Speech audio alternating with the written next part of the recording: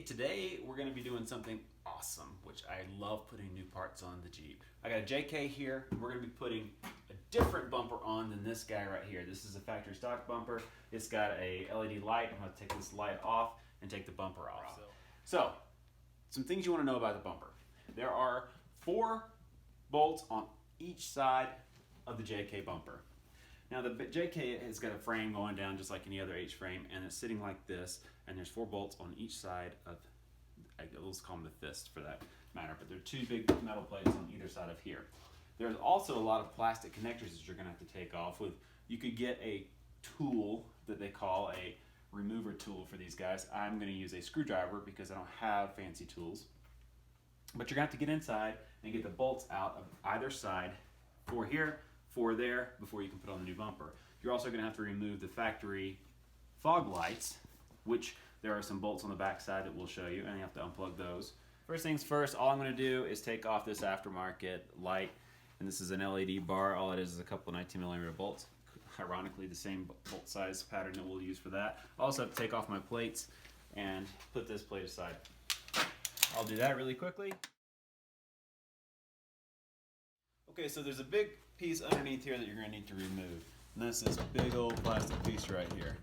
This is held on by a lot of the little plastic doodads Jeep like to make, and they're located right here underneath.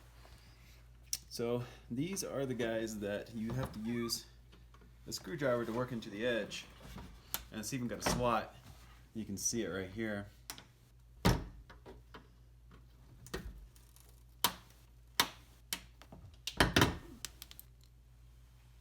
That is not how that was supposed to work at all. I only have this out by unconventional means. The idea behind this is this little guy is a plunger, and this screwdriver is supposed to be able to pop this right up. It pushes this flange in so these squeeze together, and then it just slides out. Apparently the other way to do that is try to work this out and the screwdriver just pops it out completely. Not exactly a planned event, but it did work. So okay, now the fun part is after you get inside the bumper, see these rusted guys right here? There's 2 of them on this side and 2. Well, there they are. Both of those rusted son of guns. Those are not the ones. Those are ones right there you're going to get to the back side of. So you might want to throw in some little PV blaster or something to loosen up these old rusted guys before we even tackle it. We're going to spray it real quick and see if we can let it settle in for a little bit. Okay, so this housing right here is your housing for the fog light you're going to want to remove. So we're going to remove this piece right here. Right there, there's a bolt right there. If you can go ahead and unscrew these guys and take the entire housing out, then you might create a lot more room for you to get around. So I'm going to see if I can get to these guys. Okay, so now that the housing is out of the way, so I removed those 4 bolts and just pulled it off and disconnected the wire. I left it dangling here for now. I had to snap off the bolt the plastic connectors that connected to the bolt as well, the bumper as well. But now I've got plenty of room for my deep well socket and my extended wrench just to slip right on here. And I'm going to start taking these bolts off, and I'll take the 2 off on the inside, and then we'll move to the outside. Okay, so here we are, my man Austin, since I didn't have him record the first time. It's not budging. It's not budging? It's No. not budging, huh? And he is actually trying to get in it right there. Wait, that budged? Good Lord. Oh, yeah! You guys recognize him from the previous video. He was helping me with the grab handles. He's back. What's up, guys? We're getting to those 2 right there. I'm tired, boss. You can see this little plate just falls right off. I'm just going to lightly put this washer back on a few turns. That way when I get the bolts off the other side, the bumper just doesn't come crashing down on me. So Austin, what you got the plate off already, huh? Nope, not quite yet. So he's going to remove that plate, but we're ready to actually remove the bumper.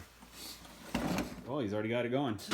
All you do is slip that guy off after all the bolts are out, and yeah, put that bad boy to the side, and yeah, this is what we have left.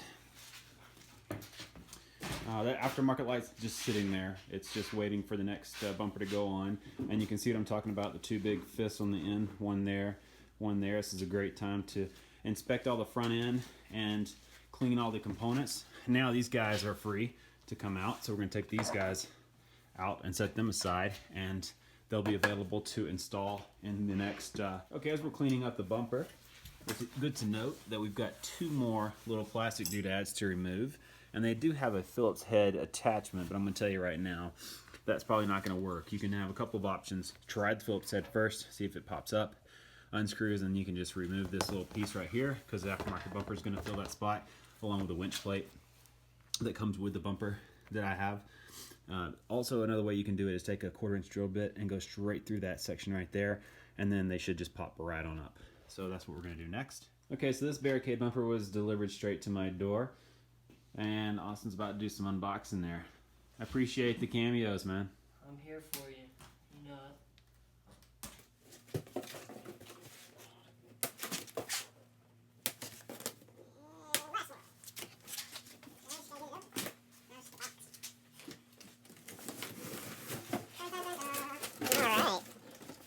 This rough and tough off-road bumper looks like it attaches fairly well with some comfy and cushiony styrofoam blocks. Alright, let's get this bad boy unveiled.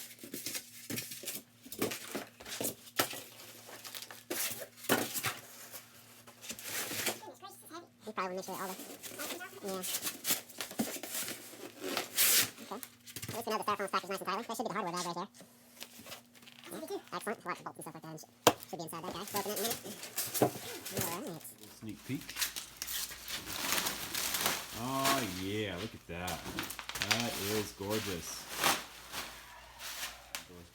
You can see this aftermarket bumper is solid metal, it's powder coated.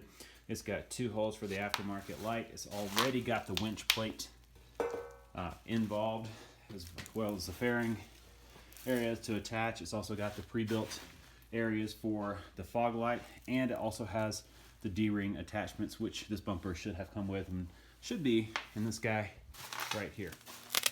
Make sure that we got what we're looking for. Oh, look at that. There they are.